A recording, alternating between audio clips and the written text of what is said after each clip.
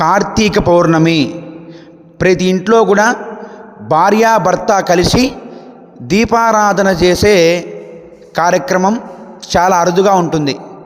భర్త చేస్తే భార్య చేయకపోవడము, భార్య చేస్తే భర్త చేయకపోవడము. అంతేకాని ఇద్దరు కూడా కలిసి దీపం పెట్టేది చాలా అరుదుగా జరుగుతూ ఉంటుంది. ఎందుకంటే వాళ్ళకున్న పనుల వల్ల అది సాధ్యం కాదు.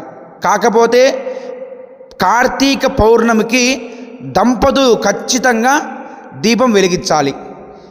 ఈ 365 ఆ దీపం కనుక వెలిగిస్తే సంవత్సరమంతా కూడా మీ దంపతులు దీపం వెలిగించిన ఫలితం వస్తుంది. కాబట్టి శివాలయంలో కానీ తులసి కోట దగ్గర కానీ మీ దంపతులు దీపారాధన చేసి దామోదరాయ నమః, త్రయంబకాయ నమః అని నమస్కారం చేసుకోండి, దీపదానాలు చేయండి.